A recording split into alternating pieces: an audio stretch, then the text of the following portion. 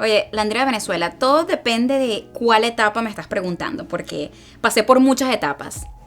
La primera etapa de mi niñez y adolescencia es una Andrea bastante guerrera, bastante independiente, buscando soluciones por sí sola. Quienes me conocieron en mi infancia o en mi adolescencia saben que a pesar de ser muy sentimental, también era muy fuerte. Yo te puedo decir que desde niña yo vendía lo que conseguía. Yo vendía hasta mis dibujos, yo le hacía las tareas a mis amigos, yo vendía caramelos, yo hacía lo que podía para conseguir dinero, para poder ayudar en mi casa. Y eso es algo que con lo que creces. O sea, ser proveedor es algo con lo que creces y llevas en la sangre. Muchos me recordarán en mi etapa de locutora. Mi primer programa radial lo tuve como a los 16 años. Fue una experiencia muy bonita. Lamentablemente estaba politizado y para llegar a ese tipo de cosas también te lavan mucho el cerebro y es donde te das cuenta hoy en día que era un sistema comunista porque te venden la imagen de que para poder hacer ciertas cosas tienes que apoyar la revolución. Y yo era una niña en esa época. Pero dentro de todas las cosas agradezco la oportunidad de haber tenido mi programa de radio, de haber tenido mucha participación en la comunidad desde muy jovencita. A mis 14, 15 años ya yo era presidenta de la Comisión de los Derechos de los Niños y Adolescentes en mi municipio. Promulgué un cabildo en mi pueblo en donde yo estaba creciendo, estudiando. Ayudaba mucho con proyectos a la comunidad. Y pues obviamente esa es la base de todo lo que soy hoy. También algunos recordarán de mí el sentido del humor y el ser positivo, que no importa que se te esté cayendo la casa encima, no importa que el universo te esté arrojando limones, hay que seguir adelante. Y yo creo que eso es algo que obviamente sigue en mí hoy en día con todos los retos que asumo. Esa Andrea de Venezuela obviamente tenía muchas limitaciones. Limitación sistema de un país que obviamente ha sido secuestrado por una revolución. Tenía la limitación familiar de haber crecido en una familia bastante disfuncional, sin apoyo de madre, padre, entre otros. Pero también fueron las bases de lo que hoy yo necesito tener para poder representar a mis clientes y para poder llevar una oficina y para que cuando las cosas se pongan difíciles recordar que no me puedo rendir. Bueno, mira, inicialmente yo viví con mi tía por varios años y a mí me encantaba cómo ella se vestía. Y yo decía, yo tengo que tener un trabajo en donde yo pueda ponerme tacones cuando me dé la gana. Así que yo creo que esa fue una de las primeras cosas que me llamaba la atención. Pero lo que realmente me impulsa a tomar la decisión de aplicar a la escuela de Derecho fue la política. Porque en esa época yo estaba muy envuelta en política y me di cuenta que me estaban manipulando. Me di cuenta que en mi país, aunque te pongan en los libros que la revolución es muy chévere y muy bonita, pues en mi país no había separación de poderes. En mi país no había democracia. Y hubo una oportunidad en la que tuve una presentación en frente del alcalde, de los concejales, del público, y se me acercó un diputado y me regañó y me dijo que cómo era posible que yo estaba dando críticas al gobierno, que me estaba saliendo de la línea de la revolución, y me recomendó leer más sobre el Che Guevara y Carlos Marx. Entonces, en ese momento me di cuenta que yo necesitaba prepararme y necesitaba estudiar y necesitaba conocer mis propios derechos, o sea, entender la ley antes de permitirle a otro que me dijera qué hacer. Y eso fue una de las razones por las que llegué a la Escuela de Derecho de la Universidad Central de Venezuela. Ahora, cuando ya me mudo a los Estados Unidos, obviamente yo sabía que empezar no iba a ser fácil. Es adaptarte a un nuevo sistema, empezar con un nuevo idioma, conocer gente, hacer comunidad, poner ese primer piececito en la puerta para que tengas ese primer trabajo que te va a dar lo que necesitas. Y pues, eso fue un proceso. En mi primer año en San Diego, eso fue en el 2013, mi primer trabajo era en un dealership, en uno de esos lugares donde venden carros, y básicamente mi trabajo era ayudar a un contador a organizar recibos de todo. Yo no tenía carro. En esa época tenía que caminar bastante para llegar a ese lugar. Pues no era un trabajo que me estaba enseñando absolutamente nada, pero yo tenía una actitud positiva frente a la situación. Para mí era un honor como que tener ese primer empleo para poder avanzar y optar por otras opciones. Así que bueno, de allí empezó todo. Empecé a trabajar en un banco, ya era un poco más formal, un poco más alineado a lo que yo quería. Ya me podía poner los tacones. Y bueno, paralelamente hacía un poco de lo que me gustaba a mí. Daba clases de baile, siempre envuelta en la comunidad. Yo creo que fue un comienzo muy bonito. Obviamente me faltaba mucho para llegar a donde quería y creo que eso era lo que me motivaba. Que no estaba en lo que yo quería. Y como no quería quedarme allí por siempre, pues eso era el impulso. Tenía que pasar la barra, tenía que pasar el examen para hacerme abogada en este país. Y así pasó. Para una inmigrante que llega a este país y empieza una vida nueva, yo siempre les digo, primero hay que ser realista y hay que ser humilde en nuestros comienzos. Y en cualquier momento, pero especialmente en nuestros comienzos, es entender de que en un nuevo país no eres la misma persona que solías ser en tu propio país. Entonces, si en tu país eras una persona famosa que ya lo tenía todo ya organizado, ya todo el mundo te reconoce, obviamente tienes que aceptar que en este país, en tu nuevo hogar, necesitas trabajar o quizás reinventarte y hacer algo nuevo, hacer algo diferente. Y empezar con algo diferente o nuevo no significa haber renunciado a todo lo que ya habías invertido anteriormente. Yo soy una fiel creyente de lo que tú vas haciendo, esa experiencia que vas acumulando es la que te hace ser quien vas a ser en el futuro. Entonces, por ejemplo, yo en Venezuela hice muchas cosas que hoy en día yo no aplico. Yo trabajé como asistente legal, yo trabajé en radio, trabajé en política, trabajé en una non-profit. Y aunque ahorita, hoy en día, ya yo ni siquiera necesito presentar mi resumen o mi currículum en ninguna parte, eso es parte de mi experiencia y eso es lo que me hace ser diferente dentro de la piscina de abogados en mi comunidad.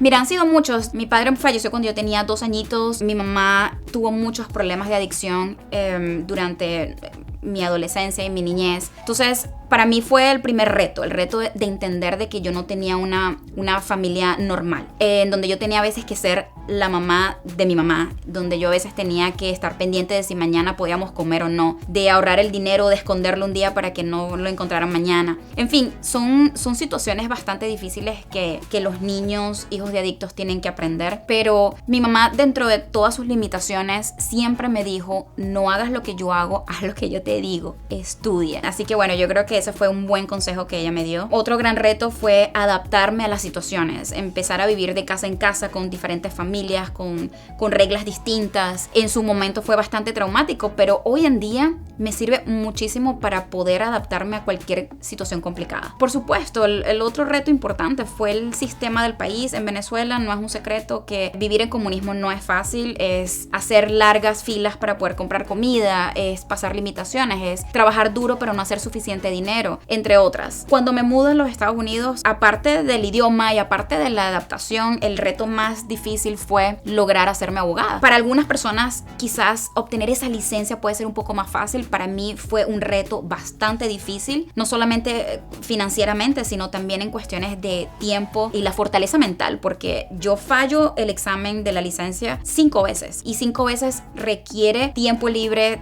O sea, yo trabajaba de día, estudiaba de noche, requiere mucha paciencia y mucho impulso de que, ok, bueno, lo vuelvo a intentar o quizás esto no es para mí. Y pues yo creo que al pasar ese reto, no hay nada que se me pueda interponer en el camino que me haga rendirme. Pues estoy agradecida de todos esos retos que hoy en día puedo usar de mi lado y con fortaleza.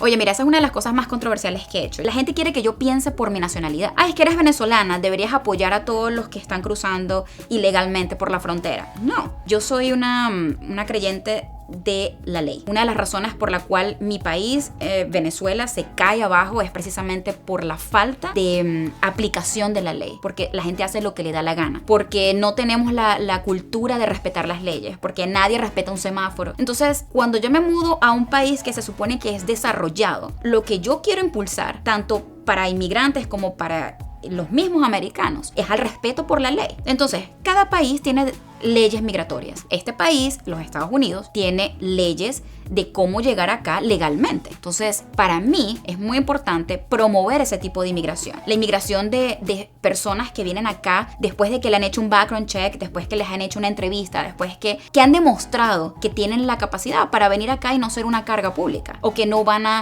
se va a venir el tren de Aragua de Venezuela, como estamos viendo ahorita un montón de noticias, en donde los malandros más malandros de Venezuela se están viniendo por las áreas verdes, por las montañas o por CBP One. Entonces, no, mira, yo obviamente prefiero ser clara de lo que a mí me gusta representar y el tipo de cliente que yo quiero representar y no simplemente tomar todo lo que me entra por la puerta por dinero. Oye, uno de mis sueños siempre había sido tener una oficina. Pero obviamente eso parecía un sueño muy, muy lejano. Cuando yo paso la barra en el 2020, para los que no saben, la barra es el examen que me da la licencia para poder ejercer derecho en este país. Cuando yo paso este examen y me juramento, yo aspiraba o tenía la esperanza de que en la oficina donde yo trabajaba me iban a ofrecer la posición de abogada, pero no ocurrió así. No estaban interesados en contratarme como abogada, así que fue como un despertar, fue un empuje. Estábamos en plena pandemia, nadie estaba contratando, en mi oficina no me iban a dar la posición, así que bueno, decidí embarcar en una nueva aventura de abrir mi propia oficina. Me tomó unos meses empezar como tal formalmente. Al principio estaba trabajando desde mi oficina, era mi cama, mi escritorio era mi cama, pero fue un buen comienzo. Yo creo que los que me ayudan a empezar esta idea fueron mis propios amigos que creyeron en mí, me contrataron, me dieron la oportunidad de representarlos, y cuando ya tenía como 3 amigos que eran mis clientes, dije, ya estoy en business, ya tengo un negocio, y allí es cuando lo aposté todo y me arriesgué a alquilar mi oficina. Empecé con un triangulito y ahorita tengo 4 paredes por lo menos, pero es progreso, es crecimiento. Sí tuve oportunidades, tuve ofertas durante el proceso de abrir mi oficina, pero yo creía en mi idea, yo creía en lo que yo quería empezar, creía en mi proyecto y todavía creo en mi proyecto, incluso en los días más difíciles. Así que bueno, a lo mejor trabajando para otra empresa que ya sea una marca reconocida sería un poco más fácil, porque no me tendría que preocupar por muchas cosas que como dueña de negocio me tengo que preocupar, ¿sabes? No tendría que preocuparme por impuestos, por contabilidad, por publicidad, por nada de eso. Nada más me enfocaría en la ley. Pero me gusta el reto, me gusta este reto, me gusta lo que hago, me gusta aprender un poco de todo, me gusta estar envuelta en todo. Yo creo que como empresaria me desarrollo muy bien y eso ayuda a que mi trabajo fluya de la manera positiva en la que fluye. Gracias por la pregunta. Todo lo que hago siempre es un reto. Los únicos casos que yo no tomo en estos momentos son los casos en cortes, casos de deportación. No estoy interesada en navegar ese mundo, quién sabe en el futuro, pero por ahora estoy alineada hacia el lado de inmigración familiar y de negocios y de inversión. Cada área de inmigración es muy amplia, es muy compleja. Todos los días estoy aprendiendo algo nuevo, pero te puedo decir que amo los casos de parejas. Los casos por matrimonio siempre tienen algo que enseñarme. Es muy interesante, me he convertido hasta en terapeuta familiar y todo, pero esa reunificación familiar de traerme a un prometido, a una prometida de otro país, siempre es muy emocionante. Amo los casos de talento, esos casos de personas que han trabajado muy duro en sus países y han construido un currículum impresionante y están en el tope de lo que hacen. Me encanta trabajar en este tipo de casos y traerme este tipo de inmigrantes a los Estados Unidos. Y por supuesto, los que tienen la oportunidad de una visa de inversión, este tipo de casos son muy creativos, muy originales, muy retadores para mí, porque tengo que trabajar en cosas que no trabajo regularmente, como la parte de negocio como tal. Pero como te digo, inmigración es muy amplia y amo cada caso que tomo, desde un caso de violencia hasta un caso de naturalización. Todos tienen su importancia, su dificultad, y todos me llenan cuando logro una aprobación. Oye, mira, yo me la paso publicando material sobre esto, que lo veo todo el tiempo. Cuando las personas vienen a mí y me dicen, a mí mi vecina me dijo que sabía llenar formas y me llenó el papeleo y bueno, y todo me salió mal y ahora me llegó esta notificación de que tengo 33 días para salirme del país. O son ese tipo de personas, o son las personas que no clarifican de que son notarios, consultores, paralegales, abogados extranjeros, pero no son abogados en los Estados Unidos. Entonces, lo mismo, estas personas no pueden firmar la documentación que se va a inmigración. Cuando un cliente tiene un abogado, el abogado recibe toda la correspondencia así como la recibe el cliente. El abogado puede llamar en representación del cliente a USCIS. El abogado puede acompañar a ese cliente a la entrevista, y eso no ocurre cuando usted contrata a un preparador de formas. Entonces, esa es la lucha constante. Hay que invertir en educación, hay que invertir en ese profesional que se ha capacitado, que se ha quemado las pestañas y que hoy en día tiene la experiencia y las licencias para representarlo a usted. Un caso de inmigración es básicamente tu futuro. Entonces, ponerle en las manos a alguien que no tiene licencia, no paga seguro, no paga oficina, no tiene ningún tipo de responsabilidad, le estás dando tu información personal, le estás dando documentos que son muy importantes. ¿Cómo se los vas a dar a una persona que no sabe si el día de mañana va a estar en el mismo sitio o no? Así que yo le aconsejo a todas las personas que cuando tengan un posible caso de inmigración, vayan con un abogado. Ese es el consejo principal. Y lo otro es, revisen, estudien un poquito quién es ese abogado, porque también me toca las situaciones de estos abogados que son muy famosos porque tienen una gran cantidad de seguidores en las redes sociales o porque tienen vallas publicitarias, pero al final del día estas personas no son quien lleva el caso. Ellos tienen contratadas personas que llevan los casos. Entonces, tengan mucho cuidado, hagan investigación, revisen los reviews en Google, revisen las redes sociales. Yo soy muy pública, a mí me encanta compartir y ser muy transparente de lo que hago y lo que no hago. Yo creo que eso le da confianza a quien me contrata.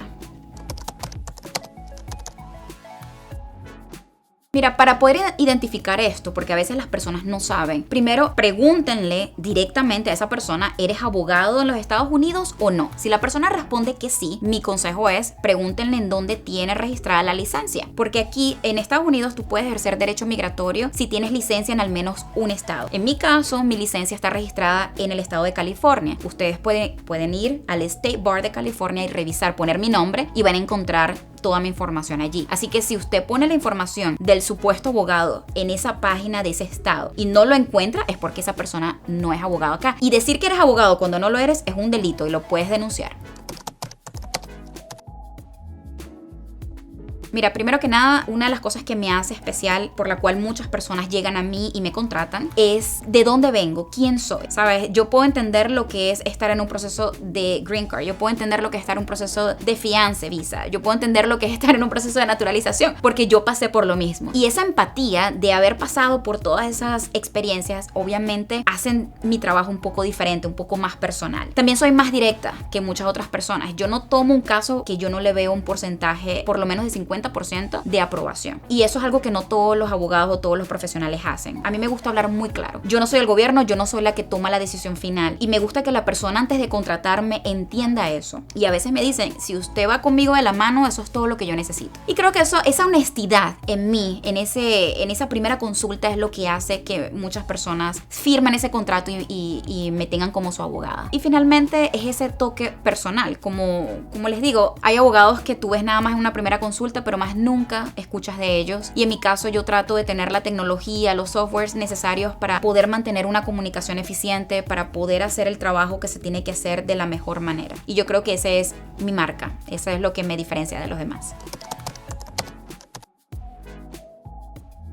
Lo más importante es que agenden esa primera consulta. Mucha gente tiene miedo de hablar con un abogado, mucha gente cree que es algo intimidante. Ese dinero de esa primera consulta, que en mi caso ahorita son $120, es la primera inversión e incluso es más barato que yo hacerme las uñas. Esa primera inversión para poder entender si tienes un caso o no y para poder establecer una estrategia para el caso. Entonces, a mí me encanta cuando, por ejemplo, llegan las parejas a mí mucho antes de casarse porque están planificando todo su proceso y están planificando los pasos a dar hacia el futuro y a veces tienen varias opciones o varios caminos. Entonces, esa primera consulta ayuda a esclarecer las dudas y a tomar una decisión de si hacemos un proceso dentro de los Estados Unidos o lo hacemos vía consular o lo hacemos por una petición de prometido, entre otras. Yo les aconsejo, hagan esa primera consulta, vamos a analizar su caso y que empiece la aventura migratoria. Aquí les voy a dejar mi website. Aquí les vamos a poner mis redes sociales, síganme y ayúdenme a seguir creciendo.